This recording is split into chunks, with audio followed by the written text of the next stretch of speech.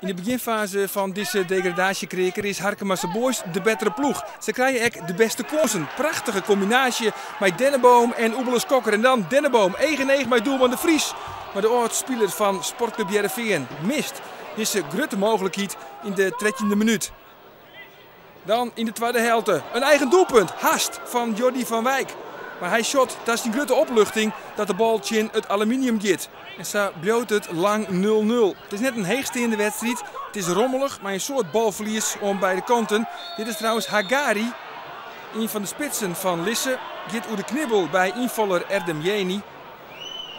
Jeni gaat op de bon bij de skierzochter. Mist daar toch de bekerwedstrijd van Takom Tiesje in Drachtster Boys. Maar wat oerbloot, en dat is volle belangrijker op dit moment, is de vrije trap. En die wordt naam toch Mo Messaoud. En hoe?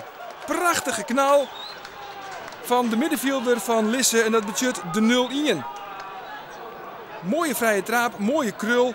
En hij passeert in de 74e minuut doelman Jacob De Vries. Dat is een behoorlijke domper. Maar dan, 4 minuten later, de paas is van Schokker en daar zit Johnson Bacuna. En hij passeert doelman De Vries. Wat een belangrijk doelpunt. 4 minuten na de openingstreffer van deze Johnson Bacuna. De facet is van Schokker en het eindstation is Bacuna. En zo hoorden beide ploegen een punt oer om deze wedstrijd.